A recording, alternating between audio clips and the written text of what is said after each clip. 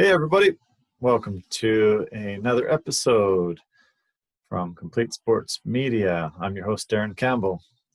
We're going to be breaking down the Workday Charity Open today at Muirfield Village in Dublin, Ohio.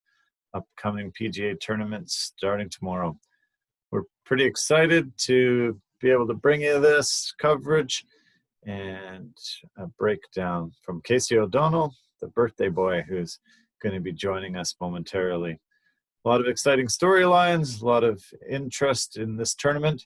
They're going to hold back-to-back tournaments at this venue. First time in a long, long time since the PGA's done this. They're going to set it up different this first week than they are the second week. And it's going to be a good test. So I'm really looking forward to it. Let's bring Casey into the mix.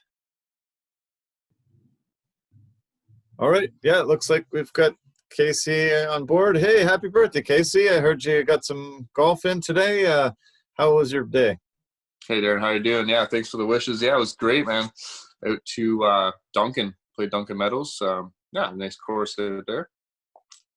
But yeah, getting excited for the tournament starting tomorrow. Muirfield. The Workday Charity Classic is going to be an exciting event. Going to be played back-to-back weeks at Muirfield, so it should be interesting to see how they've set the course up differently. It should be a lot softer. The weather's calling for a lot of rain this week, so going to have to really hit the ball far. I think it's a long course. It's over 7,300 yards, so you're really going to have to hit it far off the tee to be able to have any sort of shorter iron into some of these greens.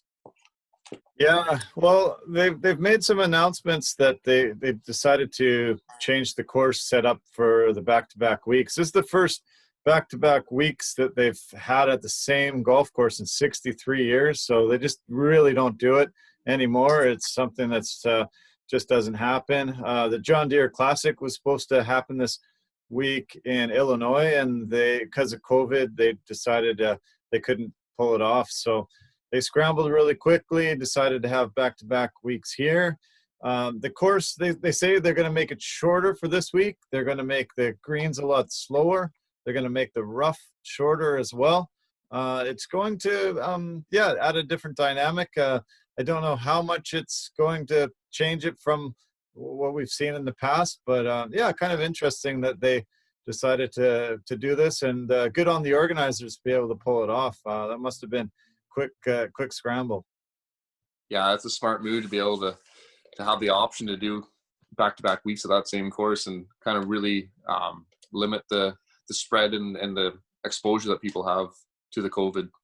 There haven't been that too many withdrawals from COVID in the PGA Tour, about 6 or 7, but one of the guys that decided to withdraw because of his caddy getting COVID is back in the mix this week with Brooks Koepka. And when he ever tees it up, he is one of the forces to be reckoned with. I'm excited to see him coming back into the mix. Oh, for sure. He'll be chomping at the bit to get out there, especially after seeing DeChambeau's performance last week. I'm sure that kind of fires him up a little bit too to get working harder in the gym and just working harder at everything. So it should be really interesting to see these guys battle it out there this week. Yeah, he's going to be definitely inspired by seeing DeChambeau's performance. Koepka was one of the first guys to really show that gym strength and come in and power the ball off the tee. And I think DeChambeau's inspired so many people, but Koepka's the one that you can tell. You look at him and he's very, very, very built guy and can really blast the ball. He's in a threesome with Justin Thomas and Jason Day, which is going to be one of the biggest featured groups. It'll be really fun to watch them. I'm hoping that they can all play really, really well and spur them on for really low scores. Yeah, that should be really, really exciting to see. So the greens should be rolling, pretty fast, or pretty true. I mean, it's going to be exciting to see just like a nice little carpet out there. Yeah. And Brooks' brother, Chase Koepka, he had he had pulled out of the last week's tournament as well for this COVID because he had some interaction with Brooks and Brooks's caddy. He had been a Monday qualifier and got into the tournament, had to withdraw. They decided that they would give him an entry into the tournament for last year, and then this tournament said they'll give him a qualifying entrance. So pretty exciting for the brothers clan, and I hope they both can put on great performances. It'll be really fun for them. Yeah, that's very exciting that they extended that qualifying into this week. That's a solid move. He'll be really fired up to get out there and be playing with his brother. It should be really exciting. Another threesome that I'm really looking forward to has Patrick Cantlay, Phil Mickelson, and Jordan Spieth. It's going to be really great to see those guys. Phil said he was spurred on by the other two guys in the first two groups the last time he teed it up, and he was doing really good after the first two rounds. Phil was looking fantastic after turning 50. That was his first tournament after turning 50. Patrick Cantlay is a defending champion at Muirfield Village. He's not defending this week because it's a new week, new tournament, but I'm sure he has a lot of fond memories and knows how to play the course quite well if he was able to get a victory. So there's a threesome that people should keep their eye on too. Yeah, last year that finish, the Memorial was quite exciting going into the playoff. That chip, I don't know if you remember that Hun An. Yeah, he had that flop shot on 18 during the playoff, and he just buttered it in there so nicely. I think he's going to play again very good this week. He's one of those dark horses too. He's in at 70-1 right now, so I think he's got a lot of positive memories from that course. So he's playing really, really well. I like him for that for sure. It's going to be fun to see Phil, and hopefully Jordan. Jordan hasn't been playing up to his standards recently, but hopefully he's able to tee it up and play really well. That's a great threesome to follow. Another one that I'm looking at is Matthew Wolfe, Rickie Fowler, and Patrick Reed. They're all playing pretty well these days. It's going to be a great threesome to follow there. Yeah, there's a lot of good groups out there. I got Nick Taylor and the Fratelli and Matsiamo in going off at 723. That's a nice little group there. Matsiamo's been playing really well, and he always plays well at Muirfield, so that should be another good one. And the last one that I wanted to touch base on was John Rahm, Gary Woodland, and Victor Hovland. Rahm is number 24 in the FedEx Cup standings. He's top 10 in the world. They're all playing really good golf too. It's going to be a fun threesome to watch. Absolutely, yeah. There's a lot of good pairings, and be interesting to see. Hopefully, the weather cooperates this week. It looks like it's going to be pretty wet for the whole week. So, wow, it'll be interesting to see how that plays out. Jason Day, he's a local resident. He lives really, really close to this tournament. Hasn't fared well at Muirfield, but I think he'll be a favorite. Be able to, I think he's played the course probably quite a bit in the last little while. Don't know how much over the hiatus, but it's always nice to be able to play on your home course. So somebody to keep your eye on for there. There's 6 tournaments left on the schedule before the FedEx Cup playoffs. So a lot of guys have to really start performing well if they want to make it into the playoffs. It usually starts amping up the need to play well for a lot of guys. So we'll see how that starts being a factor 6 weeks away. Yeah, it's just going to be interesting with this condensed schedule. And we were talking about Jason Day there. He's been in a little bit of a funk, kind of. Hopefully, like you're saying, he's a local guy, so he'll have a lot of good memories to draw on there and be able to kind of maybe hopefully snap out of that bit of a rut that he's in. Another interesting thing, we talked about Phil briefly there.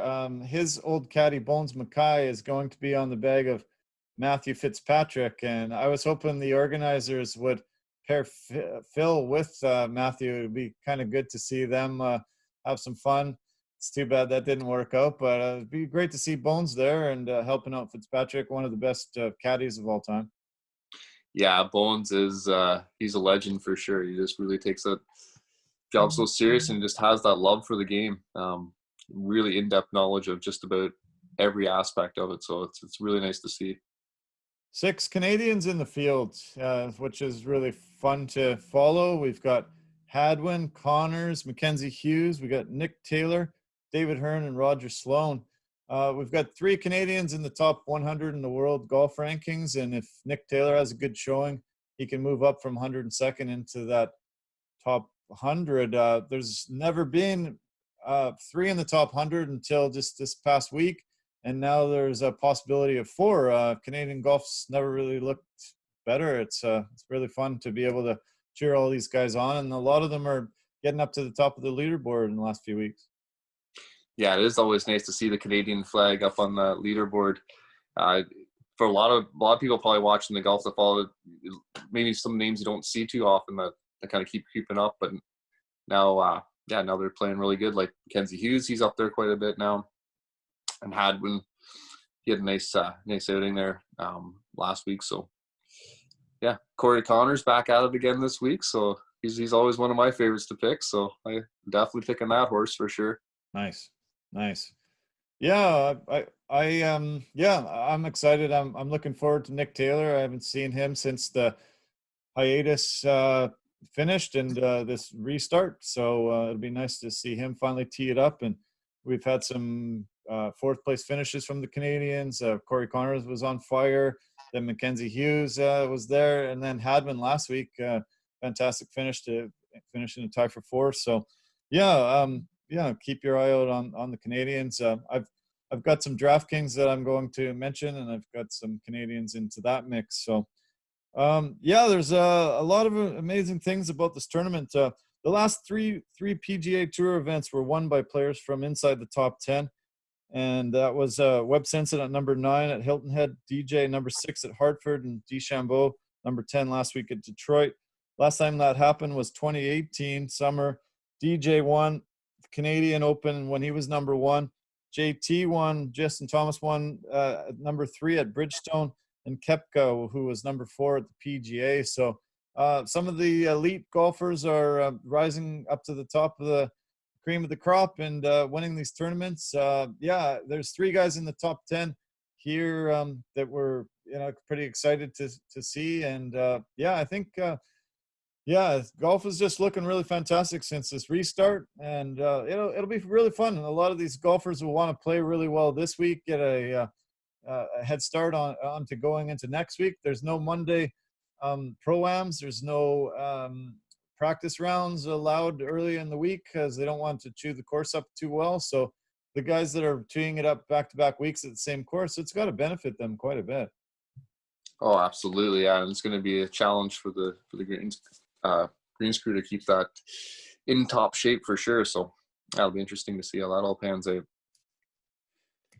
Yeah. So let's why don't we get into a little bit of our picks and a little bit of our betting lines. I'm going to show you some DraftKings, but do you have some picks in mind that you're going to feature this week? Yeah, I got just a couple on the radar. I probably won't be betting them all, but just to kind of throw them out there. I got Corey Connors. He's at 80-1, like that. Johnny Vegas. He's teeing it off early. He could be a dark horse there to come in. He's at 100-1. I like Phil too for another long shot. He's 66-1. Ben Byun Hun An. That's a tough one to say. 70-1, but I think he looks good. Like he's just got that focus, and he's had such good results at Muirfield. I think that's a really good get. Sounds good. Sounds excellent. Good. Well, I went on DraftKings, went into a few different platforms there. They've got the 4-round golf classic. Then they got the showdown, which is just the 1 round. They have an early start, which is first thing in the morning, about 4 a.m. Pacific time, and then a 9 a.m. start. So the golfers that are on the course a little bit later. And then there's the tiers, and they usually have 3 or 4 golfers per tier. And you just try to pick the guy that's going to finish best out of those guys. So I'll start with the tiers. I've got a really, really stacked crew here. I'm pretty excited. I was able to, pick them, and I think I'm going to do really well. I've got Justin Thomas, Brooks Koepka, Hideki Matsuyama, Patrick Reed, Gary Woodland, and Maverick McNeely. You were mentioning Maverick last week as being a Yeah, fun guy to follow, and yeah, I decided to put him in. I think he should do well again. yeah, he's been playing very very steady golf, and yeah, he had a really good tournament last week. So yeah, he's got some solid game. Yeah. So having Thomas, Kepka, Reed, Matsuyama, and Woodland and Maverick, yeah, pretty exciting.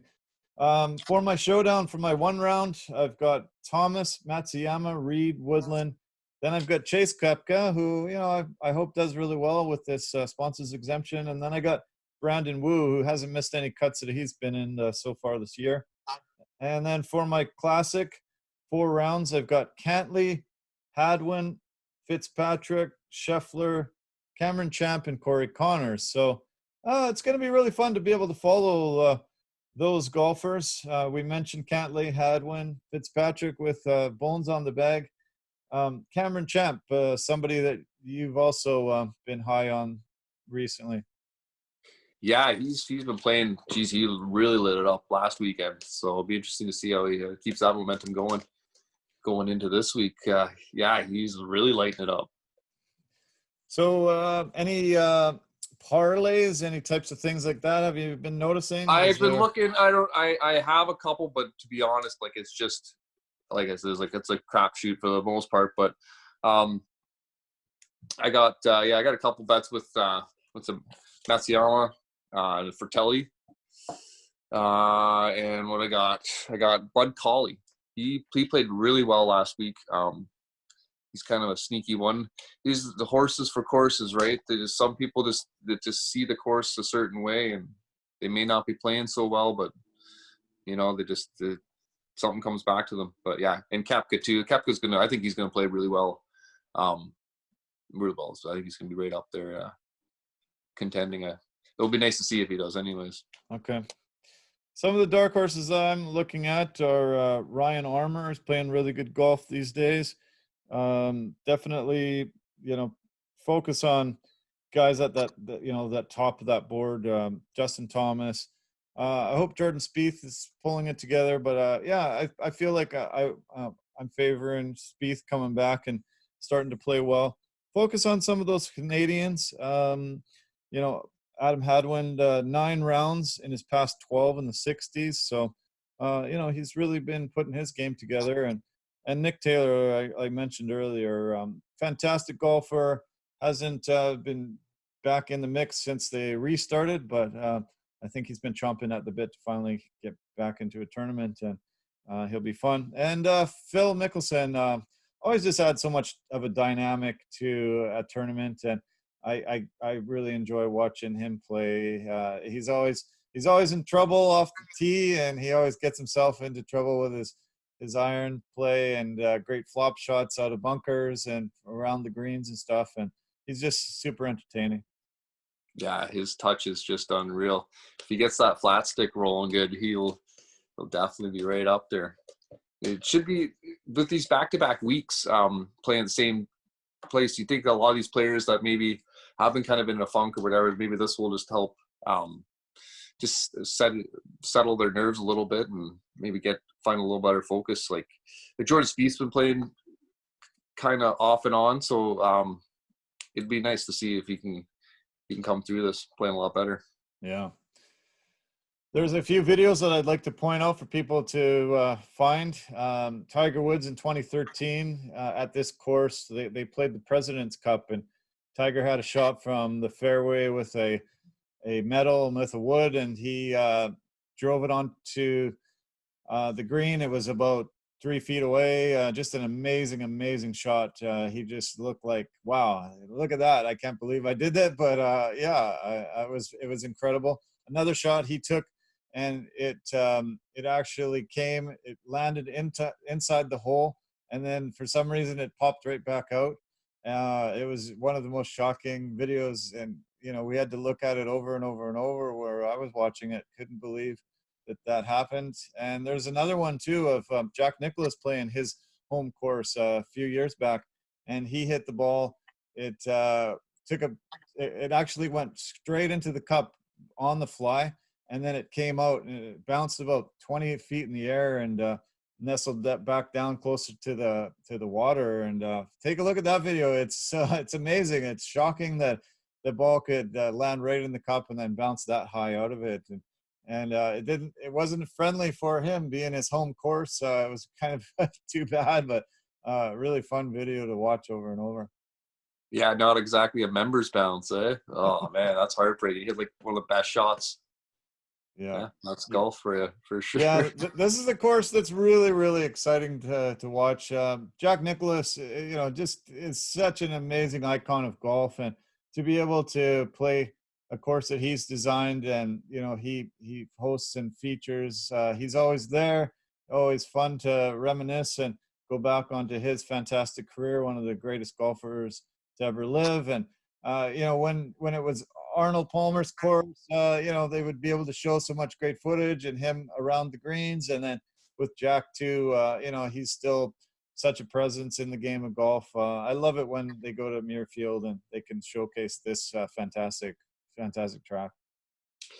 Yeah, Jack has an eye for courses too. His it can be very challenging. Some of the shots you have to hit into these greens and your position off the tee. Yeah, it should be very exciting. That 18th hole is always like that elevated green, and you can have could be a lot of trouble around there.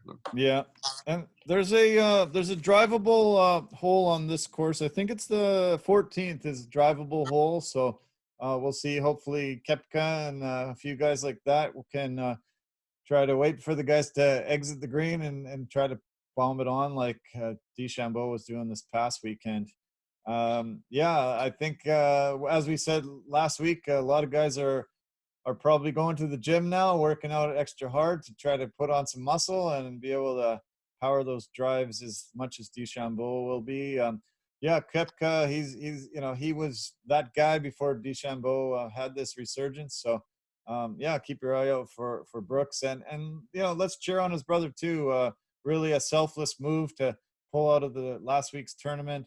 Tournament organizers are really great to extend an invitation and increase the field. He wasn't in the field at all, didn't have an opportunity to play, but they said, thanks for your part for humanity and stopping the spread of COVID if you can, and giving him an opportunity. So let's cheer on the brothers Koepka. Yeah, absolutely. That is a good story for sure. Yeah, I'd say the players will be a little excited that Bryson's probably not playing this week. He decided to withdraw and not play after winning. He can celebrate the whole week and get ready for the following week. So I'm sure they're happy. He seemed to blitz the field this past weekend. So it's nice when you don't have to compete against the guy that's out driving you by that far. Yeah, it's funny. I was watching some of the highlights from last year, and Bryson was playing with Tiger, and it's just like they don't even. It's like, is that Bryce? Like they're like the same size, or Tiger's probably bigger than Bryson in that last year. Amazing. Like it's just unreal, like how much he's really swollen up. It's crazy. Well, I think we've covered it pretty well. I'm really looking forward to this tournament as usual. It'll be 4 days of excitement, and it's going to be a really fun weekend. I'm glad you could join us on your birthday, Casey. I hope you have a great birthday evening. Thanks again. Yeah, thanks for having me, Darren. Take care. Yeah, we'll talk to you on Monday. All right, great. That's always fantastic to have Casey join us, and especially on his birthday. He was able to get out and play some golf today on his own with, or actually not on his own, but with some friends, and then race here to make sure that we could do this preview for you. So get onto DraftKings.com, find some of the other betting platforms to look ahead, get some small money on some guys, and with some of those odds that Casey was mentioning, wow, you can win some really big money. So enjoy the golf. Thanks again for tuning in. Take care of yourself. Bye for now. Love you.